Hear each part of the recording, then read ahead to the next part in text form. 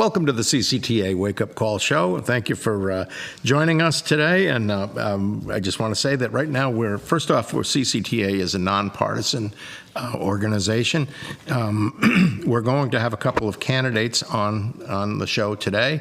And I just want to let everybody know, if you are a candidate and want to be on the show, you're welcome to come. We may give you some hard questions, but you're welcome to come and be on the show, and regardless of party. Again, welcome. My name is Bob Griswold. Mary Griswold. Kim Fink. Pat Park. Mike Speciale. Glenn Fink. Marlenis Hernandez Novoa. Morris Hallen. Well, again, thank you, everybody, for coming. Mary. If you would like to be on the show, email bob@cctaxpayers.com and we will schedule you. We're going to start out with one of our candidates today. Michael Speciale is running for the North Carolina Senate. Go ahead, Michael. Well, a little bit about my background. I was the state representative here in the North Carolina House for 8 years. I'm a conservative, Christian, all the things those of us on the right want to be. The difference is I've got a history of voting, and I've got a history of being conservative, and I've got a history of all the things that I claim to be. So I have a website. It's specialemichael.com. And if you have any questions, can I give my number, my phone number? Sure. It's 252-635-5326. If you want to ask about issues or anything else, that's my home office, and I will gladly get back with you. Michael, can I ask you to repeat that number one more time for the folks? 252-635-5326, and I'm in the Newbern phone book. That's a landline. You can't text it. Do you have an email, Mike?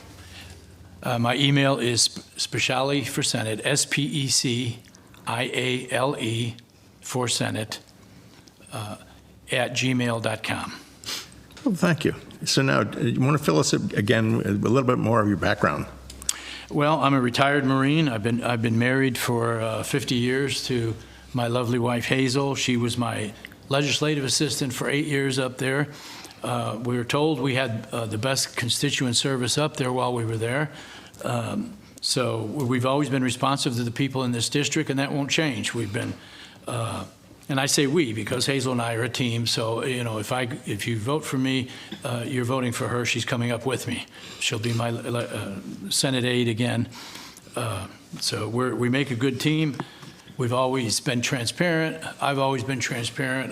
I hold every year town halls in each one of the counties that I represent, and that will continue. I've called back here many times. Actually, some of the people sitting here at the table know this, and they've responded. It's a team effort. One senator, regardless of who wins this thing, one senator, one representative, he has one vote. The people back here in the district have always been responsive. They've come to Raleigh. They've packed the meetings. They've become the experts, like Kim Fink sitting here on the panel here, who was our Common Core expert, and went toe-to-toe with the superintendent of public instruction, and turns out she knew more about than the superintendent did. But we've accomplished a lot over the last, over the 8 years I was up there. I left there. I committed to 3 or 4 terms. I finished 4 terms, and I did not run again. So now this opportunity comes up, and I'm ready to go and fight for you some more. What do you see as the most important issues to hit the Senate this coming year? Well, the Senate has all kinds of issues. They're going to be probably looking at the casino bill again, which is a non-starter for me. I'm hoping, I'm going to push, I'm going to put something in because education needs to be addressed. We've got issues in education. That covers everything. I mean, that covers every facet of our life because the kids are growing up. They can't read, they can't write. Employers are stressed to hire people and have to teach them the basics. 75% of the people that go to college end up having to take remedial courses. That doesn't speak well for our high schools. And it's not the teachers. The teachers are generally not the problem. It's the system. It's the entire system. It's what's being mandated. There's a lot of stuff being mandated in the schools that don't need to be, and have nothing to do with reading, writing, and arithmetic. And I'm going to be, if I end up back up in the Senate there, I'm going to be looking at addressing some of those issues. What is your stand on medical marijuana? It's a non-starter for me, and the reason is that's the first step to recreational marijuana. Here's the problem with recreational marijuana, and this was a hard decision for me because I believe in freedom. I believe adults need to make their own decisions. The problem we have here is if you look at Colorado, the first year that they allowed recreational marijuana, 70%, I'll say it again, 70% of the people that were pulled over on the road were high. They were high on something. That's a scary prospect that somebody is driving a one-ton vehicle down the road, projectile, at 60, 70 miles an hour, and they're high. So, and again, there was a bill when I was up there for medical marijuana. Initially, I was inclined to support it. It had glaucoma. I had a couple of items on there. But as the bill went through a period of time, through committees, this and that, the list got longer and longer and longer until I realized that what we have here is a recreational bill. Okay, when you start talking about, mental health, and that's it, then that covers everything. They say, oh, I just need it, I'm stressed. So you're never going to be able to contain it to just medical. It's going to end up being recreational, and that's what we need to think about. Could you go back a little bit and talk more on your stand of why you stand where you stand on casinos? The situation that we're in with the casino bill we're in, okay, for this particular situation, there was a lot of strong arming going on behind the scene. It's a no-bid award. They picked the locations. And this isn't just on on Indian lands. This isn't what we're used to in the past. This is going on North Carolina property. Not state property, but it's going in North Carolina, and it's going to be the same vendor for the casinos. The same. All of this stuff is dirty, as far as I'm concerned. It's dirty, and there were strong arming, and there were threats to the members and the senators, and. I don't do that. So just simply based on the procedure that this bill was going through, I would not have supported it. But I don't support casinos because the people who are least in a position to afford to use them are going to end up using them. Mike, I just want to make a comment on the marijuana issue. When Colorado approved recreational marijuana, I was in New Mexico prosecuting drug cases. And I said at the time, he's going to attract a lot of people to the state of Colorado that you do not want to attract. And sure enough, all these people that wanted to blaze up, as they call it, all moved to Colorado. They had big bonfire events where everybody was sitting out there smoking marijuana. And it was a couple of years later that the governor was brave enough to admit that he had made a mistake supporting that. And as a former prosecutor, I know what drugs do, and I don't care what people say. Marijuana is a gateway drug, and we don't need it here. We don't. And you're right. Once you get the medical in, here comes the recreational, and it just creates another black market for marijuana. We don't need any more than we've already got. When it comes to the government, every time the door is kicked open, every time the door is cracked, they end up kicking it open.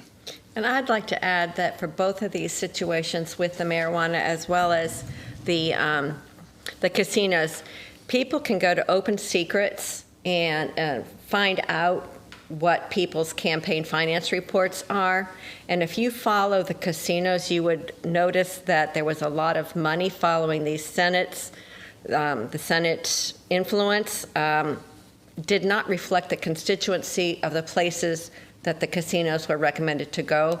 So for any of these bills, I would recommend people to do their own homework and look at where the money financing these senators is coming from, because the senators specifically, and this is my humble opinion, which is worth what you pay for it, is that the Senate is representing each other instead of their constituency.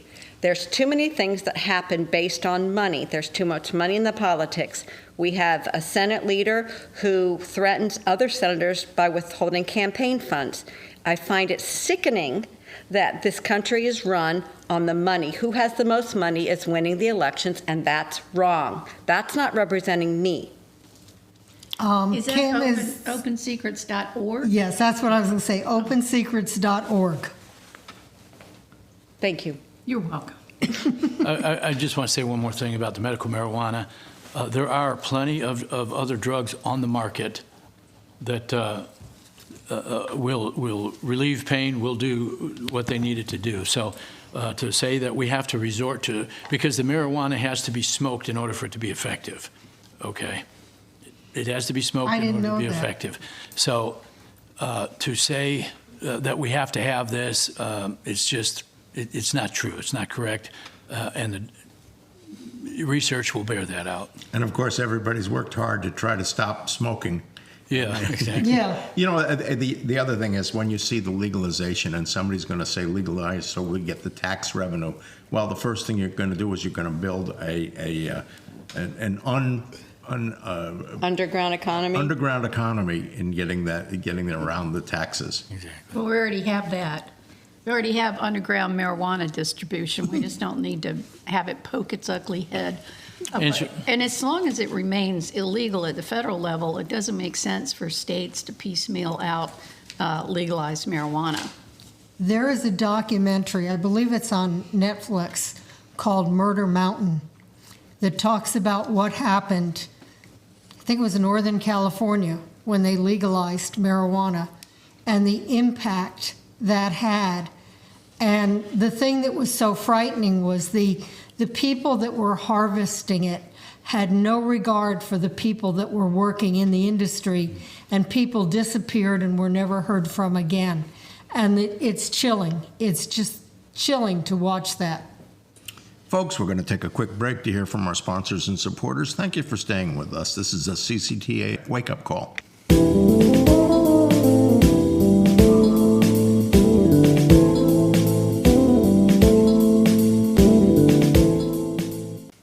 Since 1952, the North Carolina Fisheries Association has been working to ensure access for fishermen and consumers to enjoy fresh local seafood.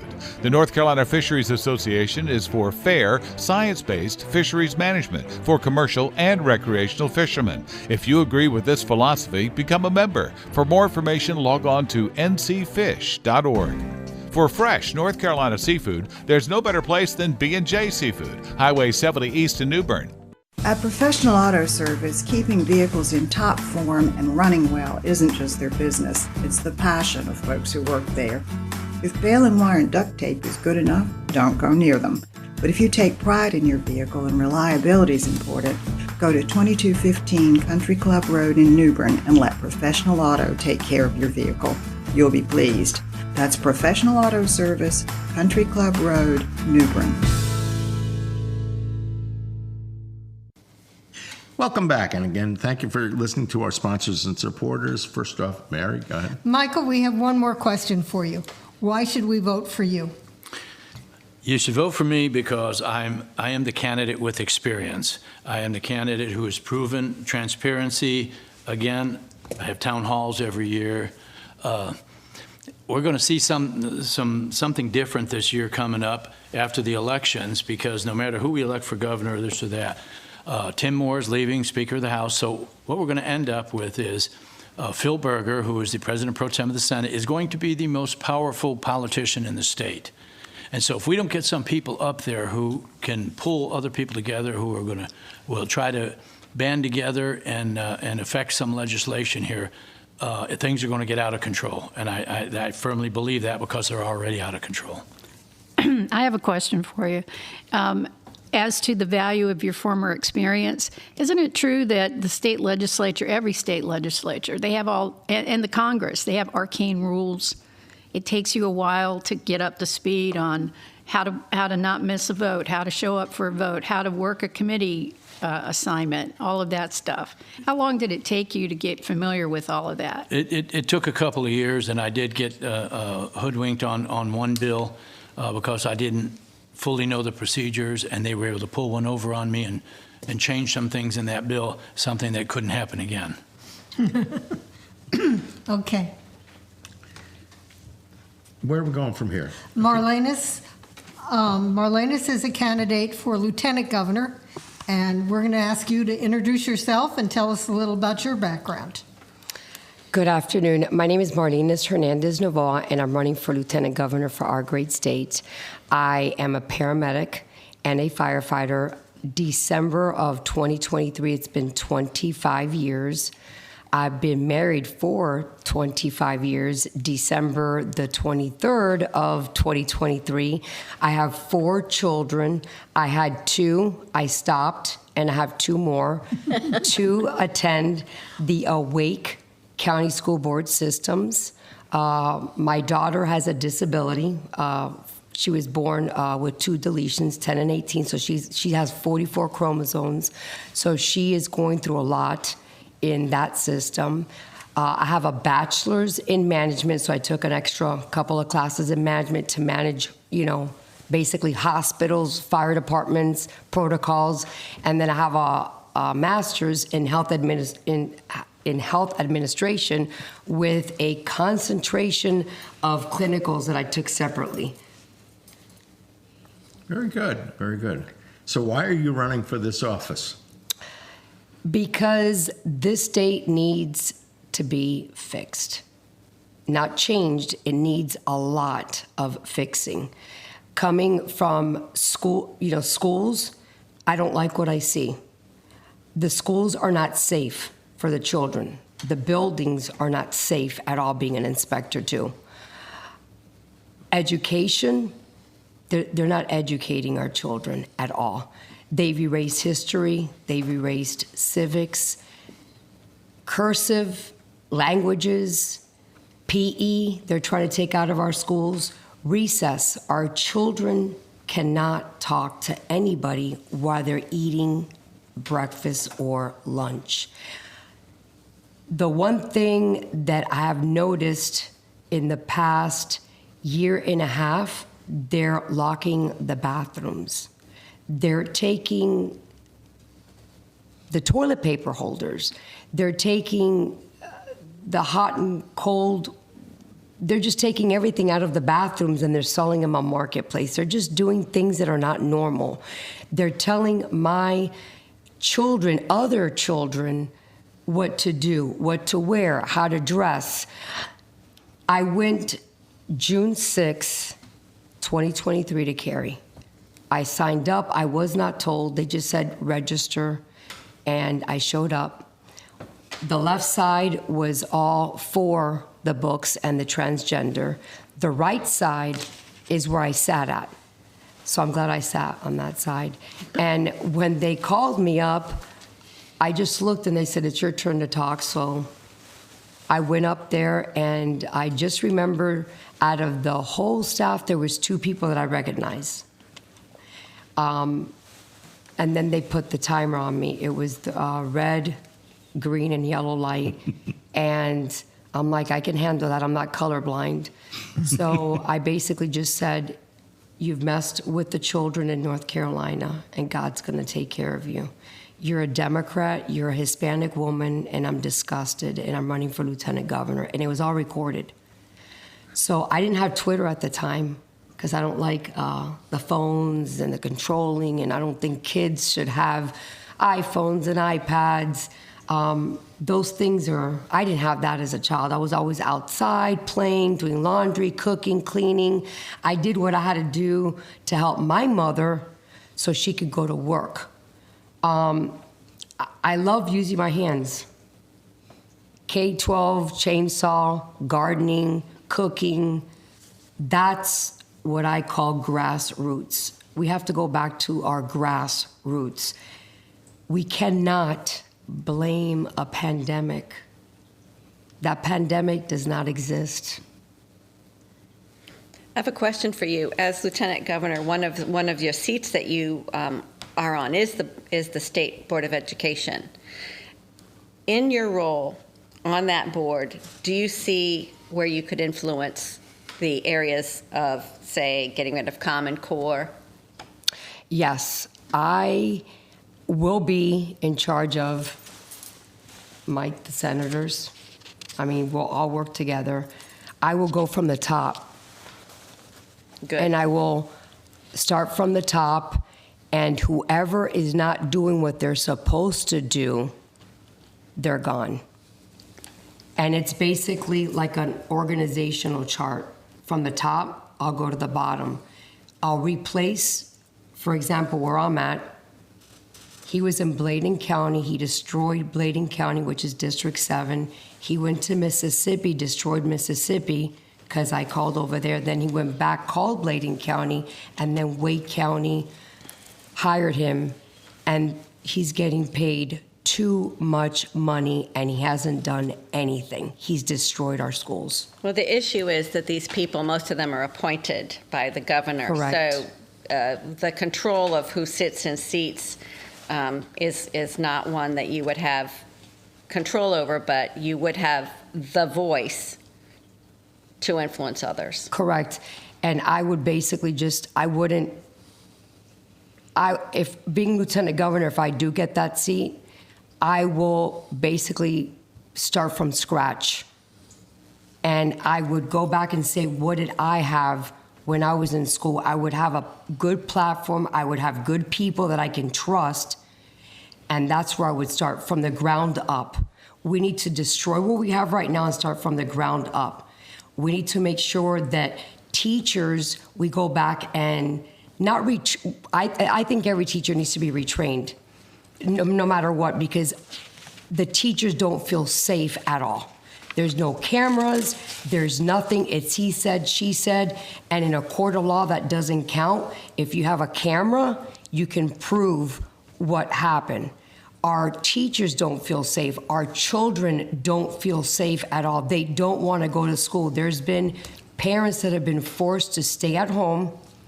One parent goes to work, one parent stays home because the economy, inflation has gone up, and they want to teach their children the way that they were taught. So a lot of people that pay taxes, property taxes, they're paying that, but their children are not going to school. So a lot of people have questioned me, why should we pay that if our children don't go down the street and don't go to that school? Why should we pay that? I said, that's a good question. I'll get back to you on that.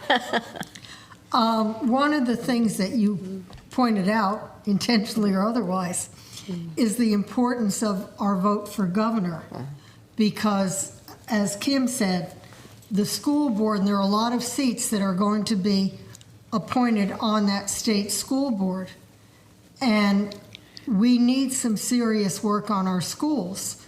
And we need conservative people who will get some of the junk out of our schools. Little kids in elementary school do not need to be exposed to transgender. That is ridiculous. And they don't need to put pornography in junior high. That's not helpful. And we need somebody with common sense in charge. And we need somebody that's going to be vocal enough and not be go along to get along, but vocalize when you disagree, instead of just not showing up because my one vote can't make a difference. Show up and be the voice. Correct. So when it comes to the transgender, no, period. That's not going to be in our schools if I get that seat. If I have to work 24 hours, 7 days a week, no. I've seen the books. I've seen the stamps. I've seen them all over Wake County. Now they're selling them out of a van. It's a group of mothers. No, that's not going to happen if I'm the next lieutenant governor. We need to put back the books that belong in the schools, elementary schools. What happened to Dr. Seuss books? That's what I grew up with. Yeah, and Richard's scary. And exactly. We need to go backwards. And we need to bring back that into the schools. Bring back. Why do we need so many? And this is just something that they asked me. It was very serious with the crayons. Why do we need 48? I said, I don't know what 48 crayons are. All I had was 8 colors. That's all we needed. That's confusing children with the colors. It's confusing children, period. We just need to go back to what I was taught, what other people were taught. Senators, whoever's in house with me, whoever works with me, I need to make sure, because that's my name, I want to make sure that where I'm sitting at, I represent this state, and I'm going to fight for this state, and I still serve this state as a paramedic.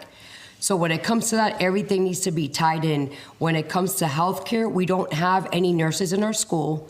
So girls, when they go to the office and they get their menstrual cycle, there's no nurse. There's nobody there. There's a mom that says, buy a panty on Amazon with China, and you don't have to wear one of those pads. Now we're dealing with UTIs, yeast infections.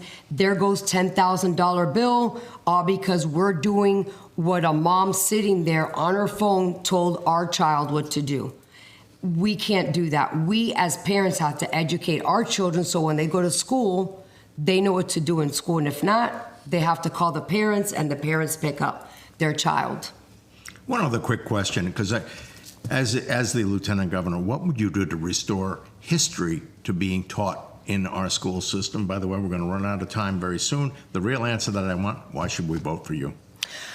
I want to bring back history into the school. Constitution, Pledge of Allegiance, and prayer. I don't know why everybody says prayer no. Yes, prayer yes.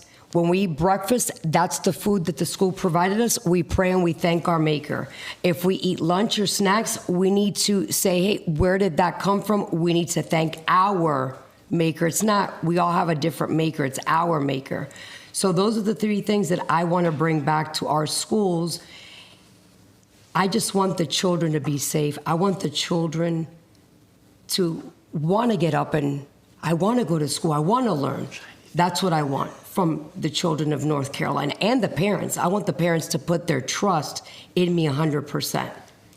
Very good. Well, again, we're going to take a quick break to hear from our sponsors and supporters. This is CCTA Wake Up Call.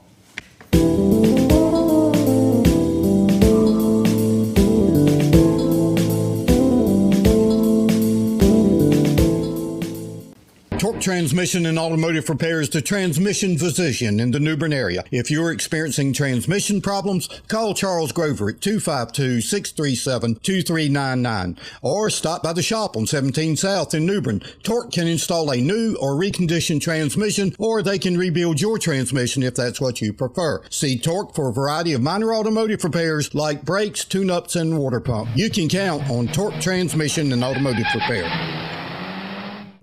The God and Country Christian Alliance has a simple mission, but it is a profound one. They want to inform and educate the public on issues of moral and political concern. They want to restore the Judeo-Christian values upon which this nation was founded to all levels of government. And they want to encourage and activate pro-family voters. Simple, but not easy.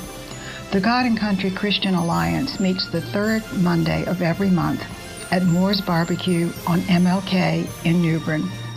Meetings begin promptly at 7 p.m. and end by 8:30. To enjoy dinner with the group before the meeting, arrive between 6 and 6:30. Both the food and the company are good. Meetings include speakers and discussion, and their annual banquets are legendary. Join them on the third Monday of each month for a refreshingly candid view of the world and our place in it. Just who are these people doing this CCTA program? They're people like you, a photographer, someone that ran their own business, someone retired from the military. Just people in the community that love this country and have a desire to do their part to lower taxes and shrink government, to protect individual liberty, and to preserve the U.S. Constitution and free enterprise system. We welcome you to come out to a meeting. If you like what you see and hear, there's a place where you can contribute to the cause. To learn more, go to cctaxpayers.com. That's cctaxpayers.com. The group meets every third Tuesday at Stanley Hall Ballroom in downtown New Bern to enjoy a fantastic speaker and report on CCTA activities since the last meeting. If you've been disappointed with rising taxes and government intrusion, don't just complain. Join Coastal Carolina Taxpayers Association and make your voice heard. Welcome back from listening to our sponsors and supporters. Again, CCTA Wake Up Call. We're going to go to Mo to fill us in on the railroad, Mo, please. Okay, well, first of all, a little background. I retired out of the FAA. I was a manager at headquarters running tactical security, airspace security. And then my wife promised me 3 to 5 years living on a boat. After 4, she exercised her option. That's how we ended up in New Bern, and bought an old house downtown, started restoring it. I was using a table saw on the balcony and storing stuff in the pantry. Anyway, when I got it restored, I kind of discovered that retirement wasn't really for me, so I bought an old warehouse in the district in between the downtown historic district and the Riverside Historic District, because I figured if I needed a workshop, some other people needed a workshop. So my concept was to have a great shop and get other people to help me pay for it. So the training we do wasn't really part of my plan. It just kind of evolved. Now I have 5 instructors. We teach beginning woodworking. We teach introduction to welding, wood turning, CNC, and then we do some private lessons on different stuff. We also restore windows for sashes for the historic district. And we do a bunch of pro bono work. We've done pro bono for New Bern Historic Society, New Bern Preservation Foundation. Right now we're building windows for King Solomon Lodge, the first African-American Masonic Lodge in North Carolina. Habitat for Humanity, RCS, we're doing a bunch of that. Seems like they all kind of find us. Anyway. And that's your company? That's your company? Yes. What's it called? Shop Class. Okay. And the idea is you can come in, we'll train you, and then you can rent time from me to do your own projects. And so I have a bunch from Carolina Colors, it seems like. And a couple of my instructors are also from Carolina Colors here. But so everything was going fine. Well, actually, I bought the building in 2016, spent all of 2017 restoring it. At one point, it had been a horse barn for the trolleys in town. It didn't smell very good. We got all that accomplished. And in 2018, we opened up. And at first, we were teaching at Craven Community College, Introduction to Woodworking. We parted company because they couldn't give me enough students. And so now we're independent. And one of my lead instructors is 78. As he puts, he's been chopping on dead trees for 47 years. He's also a trained shipwright, so he's very talented. And most of my other instructors are pretty talented. I don't teach. I'm self-taught. I just write the paychecks. And well, anyway, started out in 2018 teaching, and along came a thing called Florence. And so we got restarted again. Along came a thing called, in 2019, I needed heart surgery. So then we got going again, started in 2000, along came COVID. So we've kind of recovered from all that, and in April of last year, along came the North Carolina Railroad Company. They sent me a letter that said that they did a survey in 2017, and all surveys before that survey were wrong. And a new survey has a 200-foot easement, 100 feet on each side of the railroad track, including wrong surveys. All maps were wrong. Everything's wrong for this survey, and including a 1955 comprehensive survey that the railroad did themselves. So but they made me a good offer. If I pay them $4,000 a year, sign an agreement, and buy insurance to protect them, they'll let me use my property.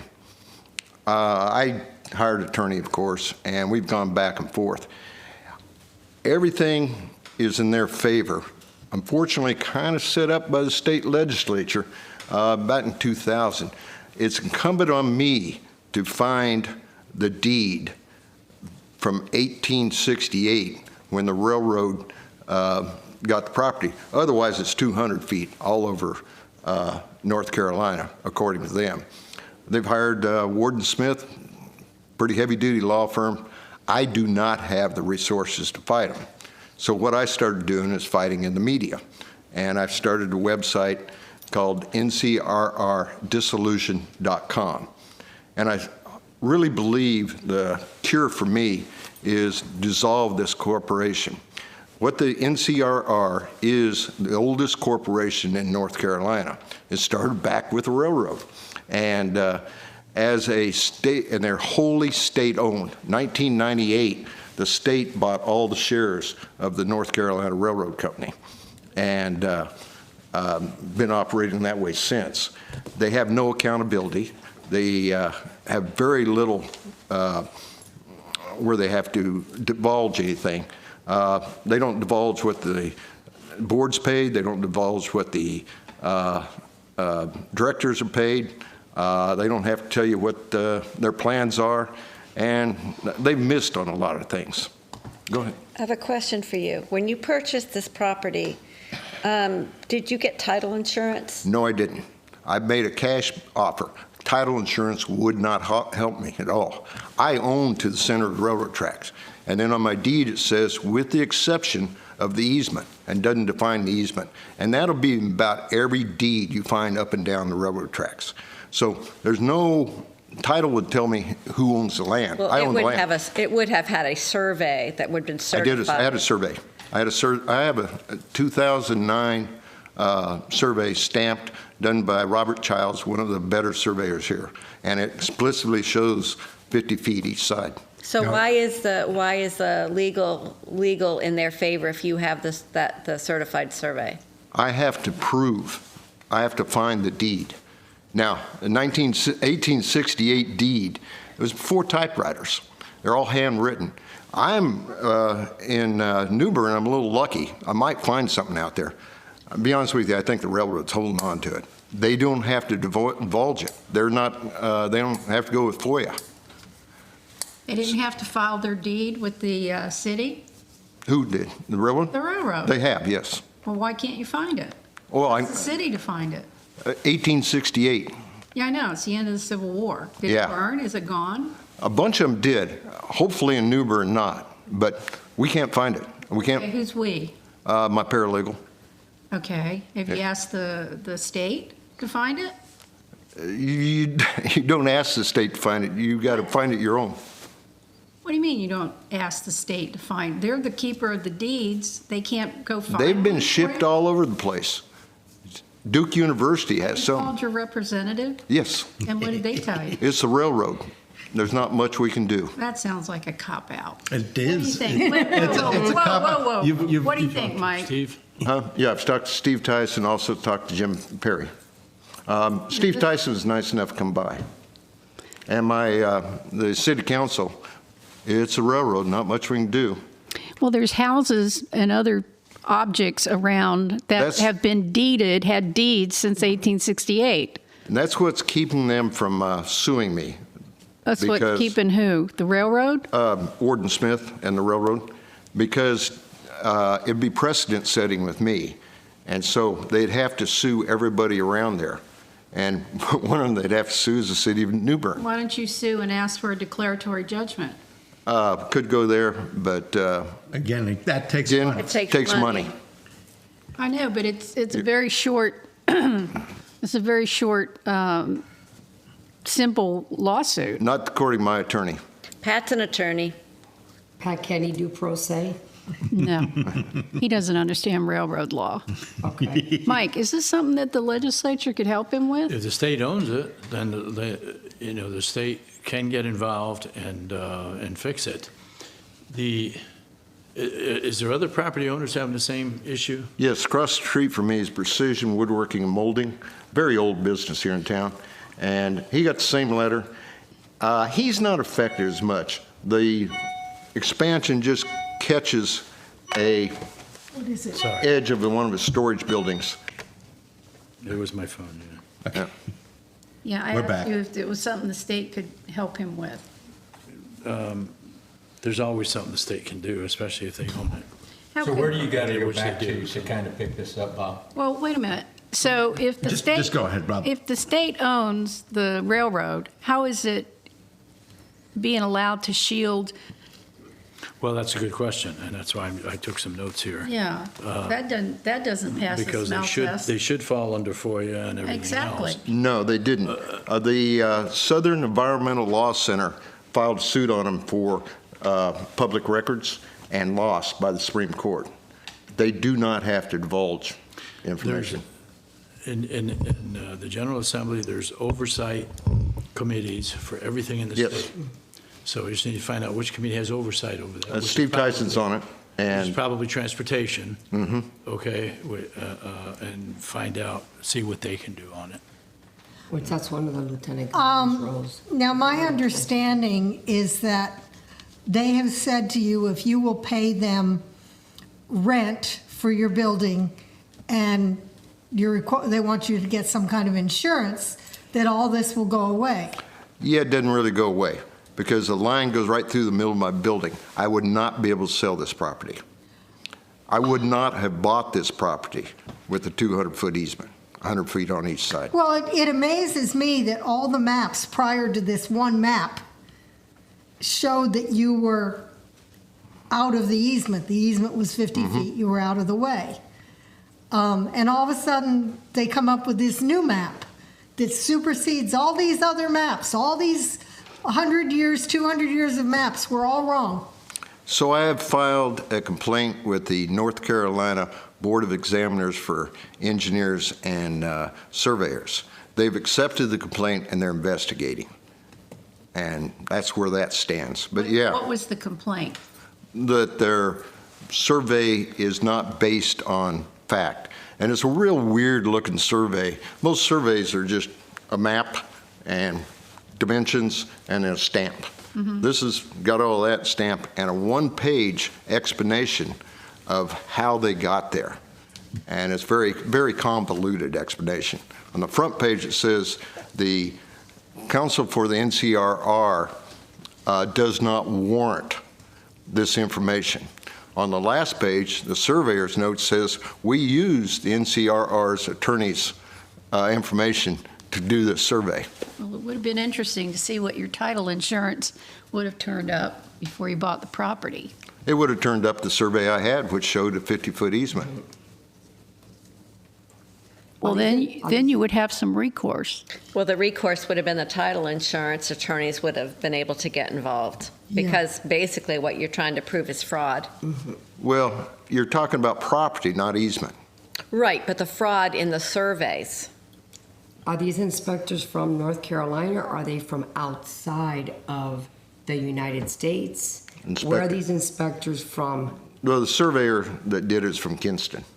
Okay, a lot of the surveyors that are here are not from here, just to give you an idea. It's a company in Kinston. We're going to take another break to hear from our sponsors and supporters. We're in the middle of quite a discussion. We'll be right back.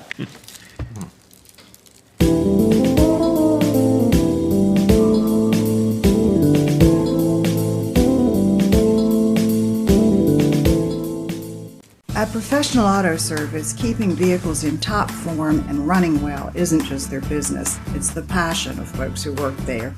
If baling wire and duct tape is good enough, don't go near them. But if you take pride in your vehicle and reliability is important, go to 2215 Country Club Road in New Bern and let Professional Auto take care of your vehicle. You'll be pleased. That's Professional Auto Service, Country Club Road, New Bern. Moore's Old Time Barbecue is slow cooked and smoked over hickory in the tradition of the Moore's family for over 70 years. Moore's also serves fried chicken, cooked to order seafood, and homemade side dishes. Open 7 days a week in New Bern, Winterville, Morehead City, Swansboro, and Jacksonville. Moore's will cater and deliver anywhere you want your truly traditional barbecue and fixings delivered. And remember, if it's not Moore's, it's less.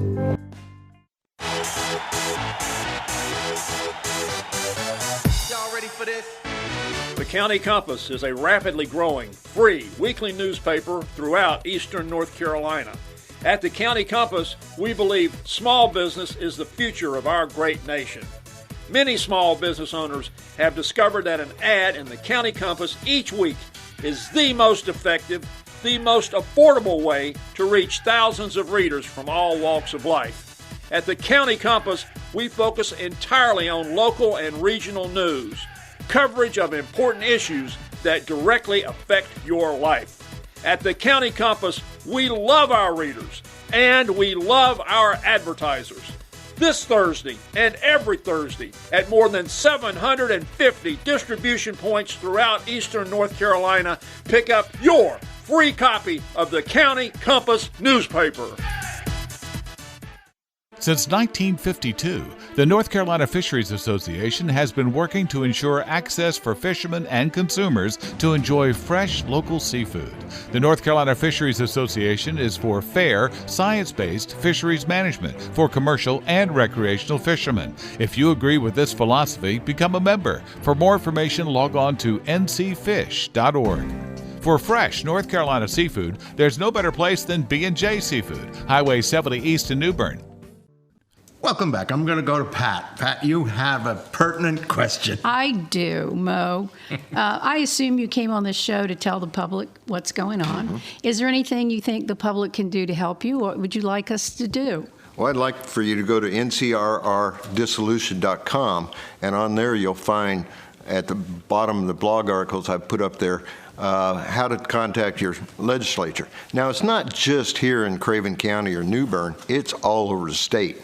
And so please contact your legislature, and if you go to my website, there's directions on how to do that. Okay. And would dissolving this solve your problem? It would probably solve my problem. It'd solve the problem in New Bern, and I think it'd solve the problem over the state. They have had quite a checkered history of doing this to other So here again, follow the money. Follow the money. And I guess the bottom line question, of course, is how do we make that corporation accountable to the public? You won't. Well, the legislature has abilities to do things. They haven't in the last 149 years. Well, maybe nobody asked them hard enough. Based on the state of education that we discussed earlier, half the people probably can't spell dissolution. So could you take Basically, the company needs to be dissolved. The state, there's only two states. I'm referring to your website. Yeah, but there's only two states that own the railroad as a private company, us and Georgia. I'm getting a lot of hits on my site from Georgia. I got a counter on it. By dissolution, what they do is dissolve that corporation, and their authority over a 317-mile corridor, which is owned by us, the state of North Carolina, would be turned over to where it should be, and that'd be under North Carolina Department of Transportation. Now, would you spell NCRRDissolution.com is your site. Right. Could you walk us through the entire spelling on that? Okay. NCRR is the acronym for North Carolina Railroad Company, and dissolution, DISSOLUTION. I knew how to .com? spell it. I just want to make sure. .com. .com. I haven't spelled it right. I'm amazed. Very good. 4 syllables, you know. Yeah. Okay, now where do we want to go next? Let's take a minute and kind of talk about the New Hampshire primary. We're recording this on Wednesday. The primary was yesterday. Donald Trump won by more than 10 points. When the numbers came out on the exit polls, 70% of Republicans voted for Donald Trump. 70% of the people who voted for Nikki Haley were independents or Democrats.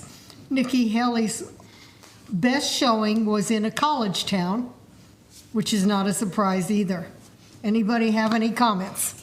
Well, the only comment that I'm going to add, if you go back to Iowa, the one county that Trump did not win was likewise a college town that ran out of registration of party affiliation change forms and voter registration forms. That's correct. Yeah. Well, Trump complained that they have an open primary. And there's a lot to be said for closing the Republican primary to Republican voters only. I don't know why Democrats and unaffiliated get to vote in the Republican primary. That's where you pick your candidate. And as far as I'm concerned, only Republicans should be voting in it. We've had that fight over and over and over. Even at the Republican conventions, we fought over closing the primaries. And the more conservative people are for the closed primaries, but the establishment and the machine likes them to be open. Why? Well, they like them to be open so much that they went to the General Assembly, and the General Assembly passed a bill stating that they must be open. Okay, where the General Assembly feels that they should intervene in the party affairs like that, and how they felt should be a state law is beyond me. That's something that the party should decide however they want to do it, however they want to hold their primary. Unfortunately, now, as of last year, it is now the law that we have open primaries here. Now, just what do you mean by open? In other words, in Massachusetts, I was registered as an independent. When I went in to vote in the primary, I could choose which ballot I wanted. Yeah, that's open. I don't mean that in that case. Unaffiliated can choose which ballot they want. You Okay, can't Democrats cannot vote in our primary, we can't vote in theirs, but unaffiliated can choose which one they want. And you will have people that will go and change their registration for the purposes of the primary so that they can They will pick, change to unaffiliated. yes, so that they can choose your They candidate. can choose the weaker of our Oh, so they candidates. can mess you up. Yes. Exactly, yeah. Yeah. That's how we got Romney and McCain. Well, as I was registered unaffiliated because I felt like, as a blogger, because Right Wing Granny was started in Massachusetts, that even though I was considered a conservative blogger, I wanted to keep some appearance of independence. You silly girl. Yeah, I know. What was I thinking? But I discovered when I got to North Carolina that if I registered as unaffiliated, that it was not as easy to become an observer or a poll worker. So because I felt like I wanted to do that, I changed to Republican, which was the obvious choice. I agree with you that an open primary is probably not a good idea, but I don't understand why unaffiliated can't be observers and poll workers. Because they're assigned by the party. They're observing for the party. They're not observing for the election board. Oh, so they're not. Observers for the party. They're there for the purpose of, yeah, And if they protecting find, the party's interest. if they find a discrepancy and go to the chief judge, then, and it doesn't get resolved, then they have to go to their own party's legal arm to go and try to take some. Okay, then that makes sense. Now, I got it now. Okay, we had, You want to go do Oh. masks? Let's do masks. Well, yesterday at was a hearing that the North Carolina Department of Labor was having a public hearing about re-implementing masking and social distancing. And don't we all love the thought of that coming back? But anyway, a couple left-leaning groups had filed petitions earlier this month asking the Department of Labor to reinstitute those measures because, of course, they've got to generate fear because we've got another election coming up. So let's get the drop boxes and the mail-in ballots going again. So anyway, the hearing was yesterday, and the good news is that the majority of the people in attendance were against the mask mandates, including doctors and nurses and healthcare officials.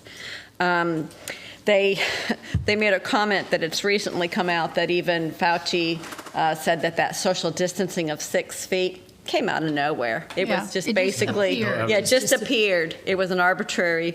But I wanted to give kudos to two of the candidates that are going for the Department of Labor position, John Hardister and Luke Farley. Both were in attendance at this meeting, and both of them came out against the mandates and the social distancing and the infringement on our freedoms and the overreach of the government. So I think that was a positive for both of them. And it's just basically infringing on our rights, and we don't want this to happen. So. okay. Well, before they can do something like that, they've got to declare a state of emergency. Correct. And the parameters are different now than they were. We have new rules. Yeah.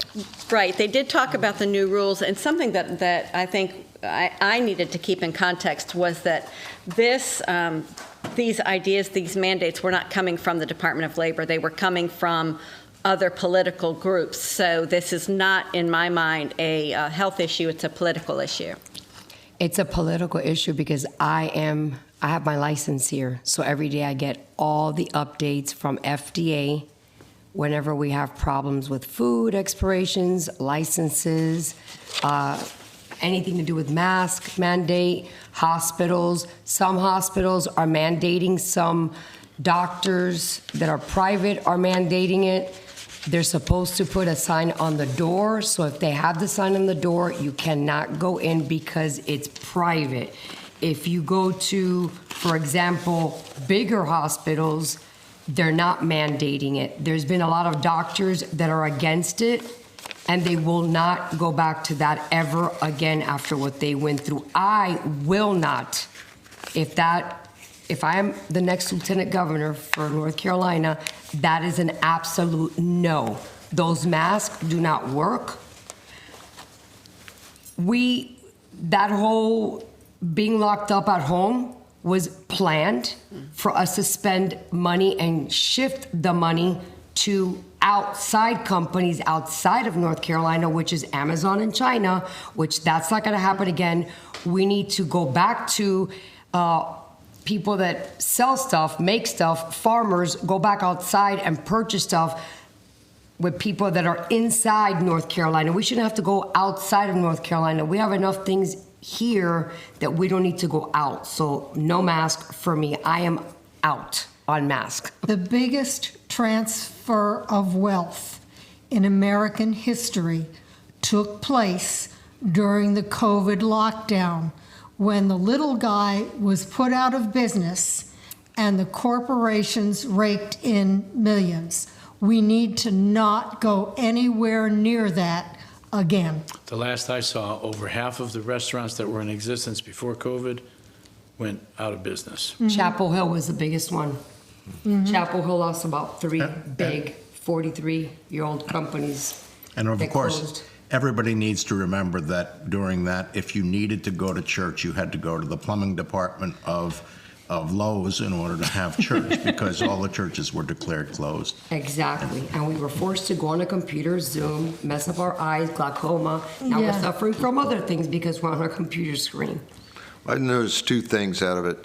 One, they got us well trained. You queue up nowadays, everybody stands 6 feet apart. And the other thing, like you pointed out also, we use masks for dust in the shop. I had a hell of a time buying them. Yeah. And they're all from China. Yeah. In the Dollar Tree, all from China. And what makes us think that they didn't come pre-infected? They did. Okay, Sorry. They did. I'm going to declare that we've had enough for right now. Thank you for joining with us. This is a CCTA Wake Up Call. You have a wonderful week.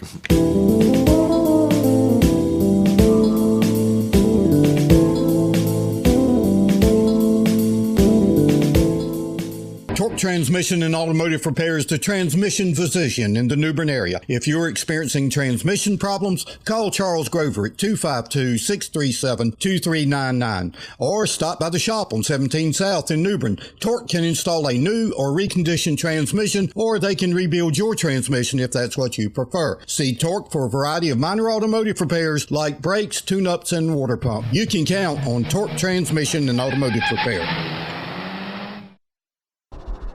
Hey folks, here's a tip. When you think firearms and ammo, think East 70 Palm. They've been on Highway 70 east of New Bern across from the fairgrounds for 31 years. Drew Preston and his staff know firearms. Gun sales have tripled in under a year, and women shooters are the fastest growing part of their business. Their great inventory, over 300 guns in stock, changes daily. And if you want something they don't have, they'll look for it. New and used, rifles, shotguns, and pistols. Buy, sell, or trade. And they also have many holsters, scopes, and other gun accessories. Every member of the staff is deeply knowledgeable, and every one of them is an excellent shooter. So don't just come for the inventory. Come for the thoughtful advice. East 70 Palm, your home for firearms, ammo, and answers. Highway 70 East New Bern, across from the fairgrounds. Moore's Old Time Barbecue is slow cooked and smoked over hickory in the tradition of the Moore's family for over 70 years. Moore's also serves fried chicken, cooked to order seafood, and homemade side dishes. Open 7 days a week in New Bern, Winterville, Morehead City, Swansboro, and Jacksonville. Moore's will cater and deliver anywhere you want your truly traditional barbecue and fixings delivered. And remember, if it's not Moore's, it's less.